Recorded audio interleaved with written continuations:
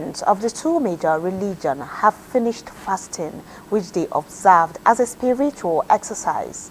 Like it is often said, however, it is not over until it is over, as many people still take on intermittent fasting for different reasons. So I ask you, do you know the impact of fasting on your health? This is our topic on this episode of Health Options, where we shall take a deeper look into the impact of fasting on the general well-being of those who go through it. I will leave you to guess what is to come your way on our Nature's Corner. Many thanks for joining us. I am Salwa Khalil Ibrahim. Welcome.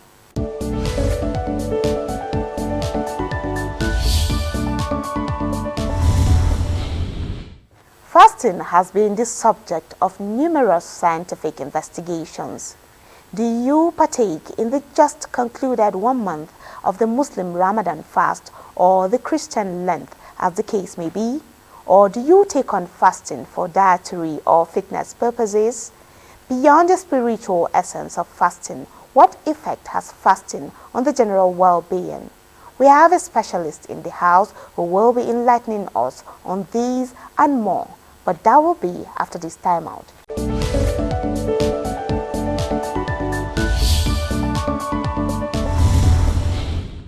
Joining us in the studio is Dr. John Tor Agbide, an integrative medicine specialist. Many thanks for joining us, Doctor. Thank you, now, Salwa. It is my pleasure. Okay.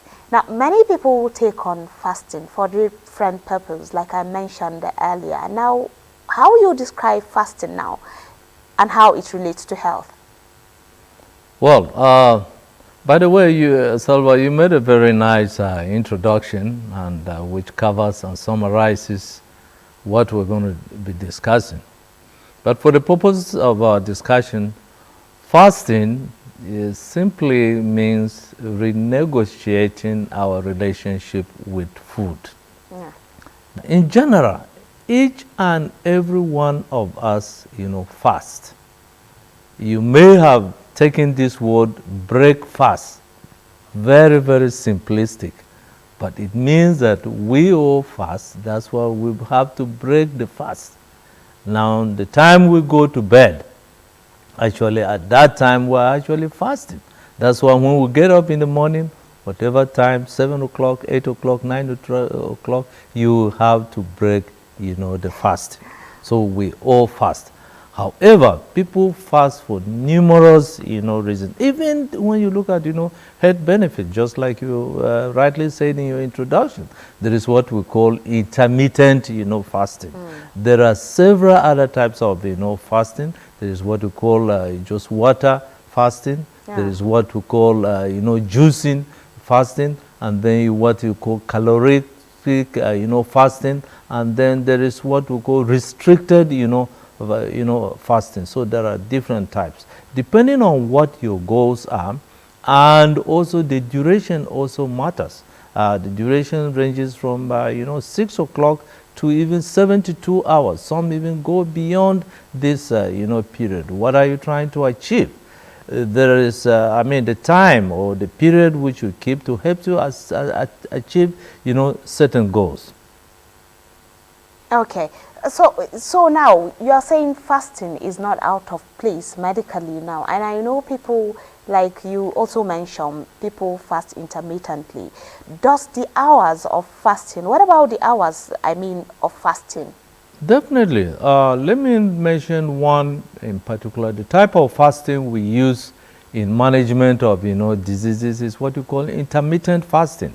This fasting is what we call 16/8. That means you fast for 16 hours, and that is to say from 6 p.m. you cut off food intake. You wait until 11 p.m. You wait until 11 a.m. So 6 p.m. you cut off food intake and you wait until 11 a.m. If you look at that time interval, it gives you about 16 hours. That's what we call intermittent fasting. However, People can choose to do a shorter period of fasting, which can be for 6 hours, and they can also choose to fast for 12 hours. That is, they restrict themselves from food intake, and 24 hours, and as I said earlier, up to 72 hours, and other people go even beyond that. Now, what are the benefits for each of this? If you fast for 6 hours only, the most important medical benefit is that you are initiating the process of what we call revised glycolysis. You see, when we eat food, especially carbohydrate, the simple form which it settles is glucose. Excess glucose that we eat is actually stored in the liver.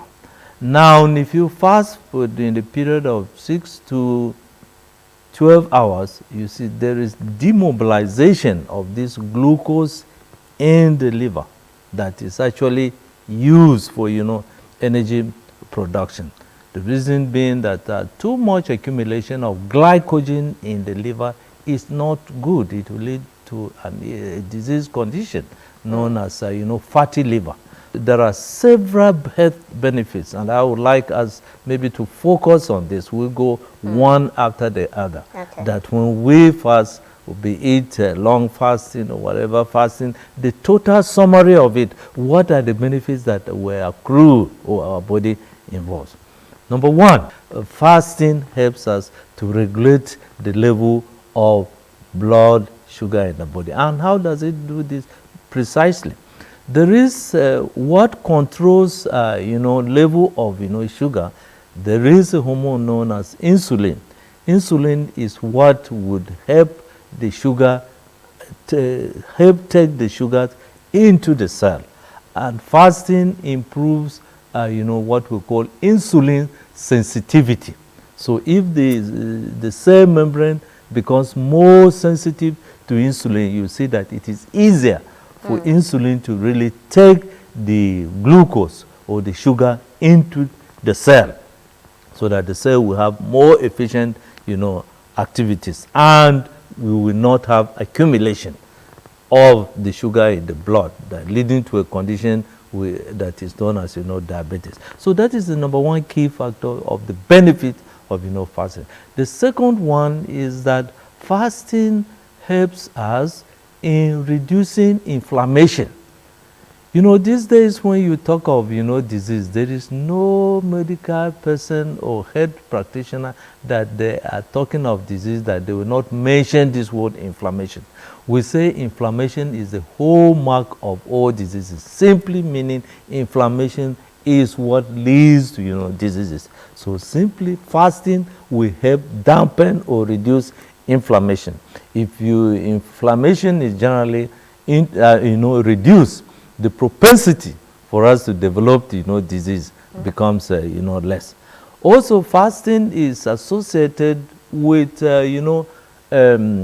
heart, health, because it reduces, triglycerides. These are lipids that are not good for our body. That when we fast, just like the sugar level is also reduced, these triglycerides are also reduced. So it gives us a healthy, heart. So if you look at that, then fasting also stimulates, the immune system. All that we talk about disease is nothing but a compromised ability of the body cells to defend itself. And the process that the body defends itself is known as immunity. It's when our immune system is up and down that we are protected against disease. Typically, disease known as, we all know about, cancer. We say that cancer is an immune deficiency disease. It means that the immune system is compromised. It's when the immune system that is compromised that will come down with diseases, including, cancer. These days, we also come to know that 80% of our immune system is actually mediated from the gut. So if you see that if fasting is helping improving the immune system, is helping the the microbiome, that is the population of the bad and the good bacteria, maintaining the balance and upregulating our immune system. You see that with fasting alone, you are helping upregulate our immune system. Also, fasting actually stimulate, the production of, collagen in the body. And collagen, this is what actually makes our skin, helps with our skin, shiny. So in simple terms, you can say that fasting also helps with anti-aging. It actually promotes what you call longevity. You've said a lot, Doctor, about the benefit of fasting, but we'll take a break now. When we come back, we'll continue. Stay with us.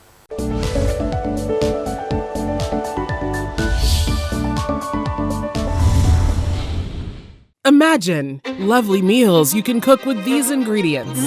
You spend heavily, but no guarantee of a tasty meal. Not making a right choice of seasoning cube can ruin your meal, money, and confidence. For a tasty meal, do not compromise. Choose Gold. Use Terra Gold for the rich, consistent taste your loved ones crave for. Good for soups, stews, and jollof. Terra Gold. 1 cube, endless possibilities.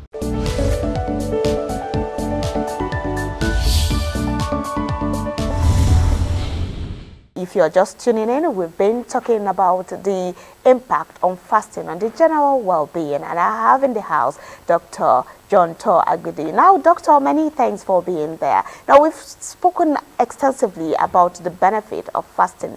Some may like to ask, about dehydration and fasting, since a lot of people are taking longer hours. Having spoken about the benefit of fasting, what now has dehydration got to do with fasting? Very good question, Salwa. In fact, I was going to discuss the things that when you are fasting, you must do. And hydration is one of the things that you must do.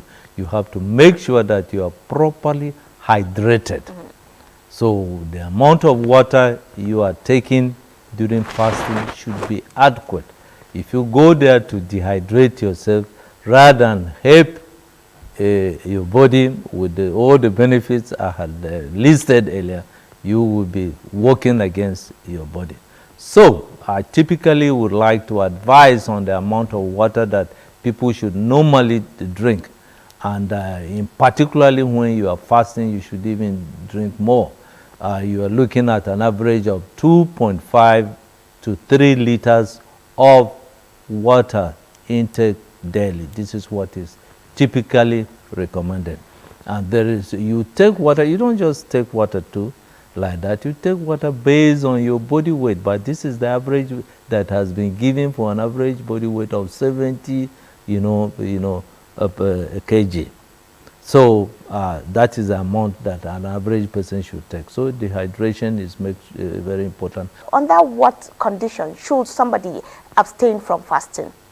Yeah, I said it. Typically, those who are sick should not embark on fasting. Okay. For example, diabetes should not just embark on fasting. It is strongly advised, because when they fast, there is a problem with insulin resistance, and so it kind of creates a condition known as spiking of of the glucose level. So they should carefully be monitored and advised if ever they are to undergo fasting.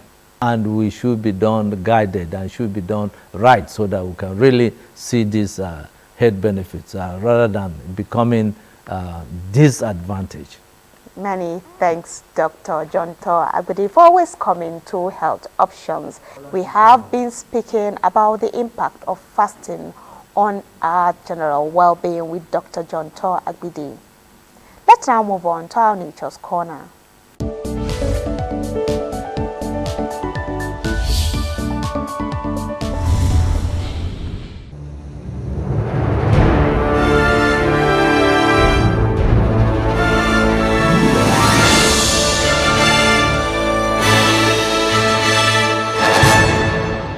TerraCube is available in beef, chicken, jollof, and shrimp flavors at attractive prices of 50, 100, 200 and 500 naira. Terra Cube. Unwrap joy. Unleash taste.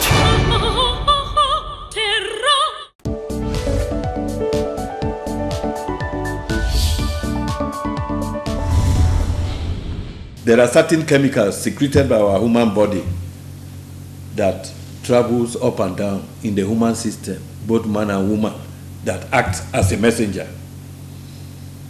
And what do? They regulate thyroid function.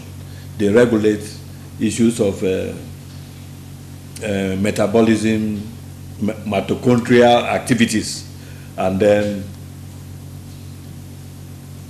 that is what they do mostly, balancing it up and down.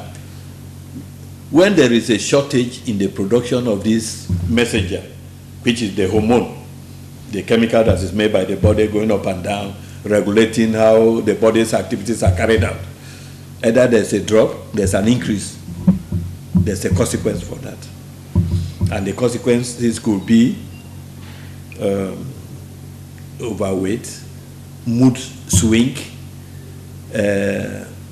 increase in male hormone production, and then you have issues of infertility as a result of either the female sexual hormone is not as well produced as the male, so PCOS arises, and it could lead to ovarian cancer and even some heart diseases and what have you.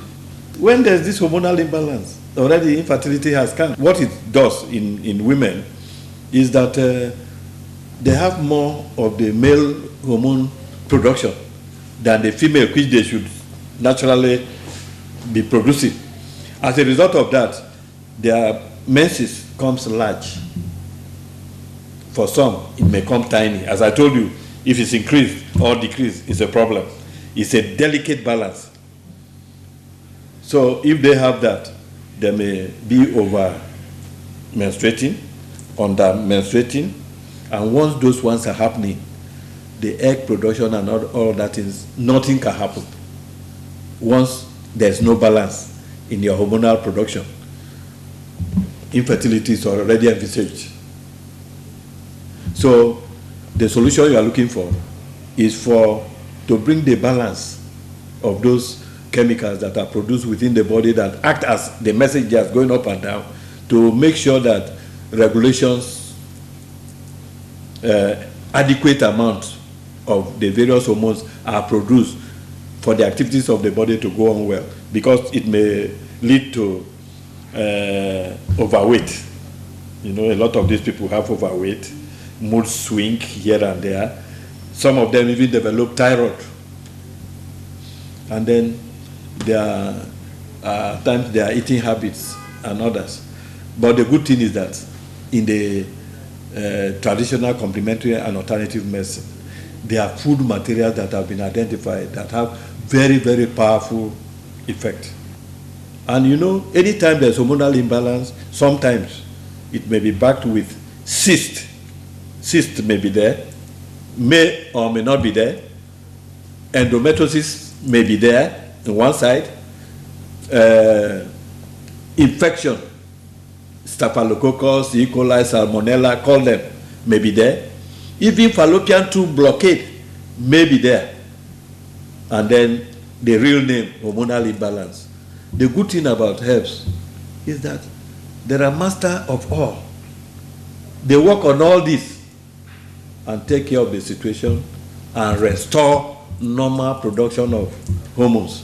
And every situation is restored, and the menses. Because while you are having hormonal imbalance, you can't take in. You cannot take in. And this same happens to men. In the women case, what do they notice? One, the period is the most critical.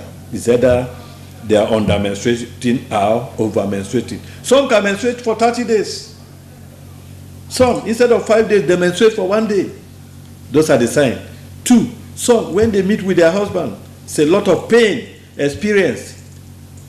Three, in fact, some of them, they are not ovulating at all. From records of HSG and other tests carried out, they are not at all. Or the eggs are badly formed. Then, what else?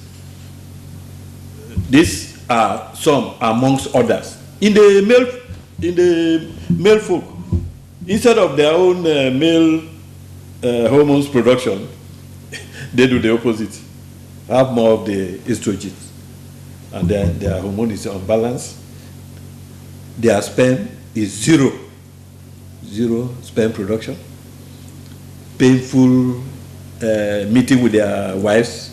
3, normally the sperm count is supposed to be 30, 40, 50 million. They have 0. In that situation, they cannot do anything. Then, what is it again? Some of them don't produce sperm at all. And then, some of them, their male organ has shortened to very small. All these have to do with hormonal imbalance and infection, which I said earlier, is always accompanying any of these things. So, for the purpose of this NTA interview, I want to appeal to husbands. When you are married with your wife, you have become one. The issue of following your wife to do your test and follow up and correct if this type of situation exists should not be a bragging one. I go out and I don't have issues outside. No, all those things are unnecessary. When you have hormonal imbalance, it is very difficult for your wife to take in. And when she eventually takes in, she may abort. When you start seeing such things happening, it's a big issue. So there's a need for both of you to go out and seek for medical attention, not to push only your wife out. Please. Take a lot of salad with your food and all that, because some of those salad materials have the capacity to correct, like in ovarian cancer issues, where you talk about that purple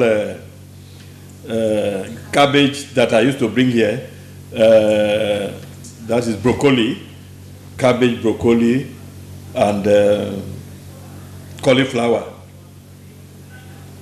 A test has been done, and it shows that even ovarian cancer, it can deal with it. So if you are on all that, which are part of a standard salad, it will go a long way to suppress and correct some of these situations.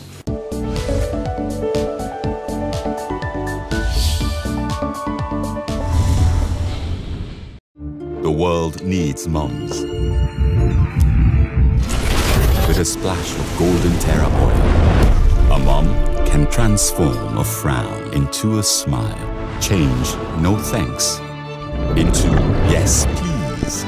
Resolve family feuds without blowing a whistle. Providing tasty family meals is all that matters. Where there are moms, there is love.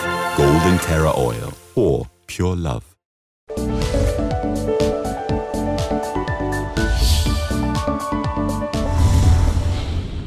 It is on this note we come to the end of this week's episode of Health Options. You can watch these and previous episodes of the program on our YouTube channel at www.nta.gov.ng, where you can also send us your comments and suggestions. Do well to take care of yourself.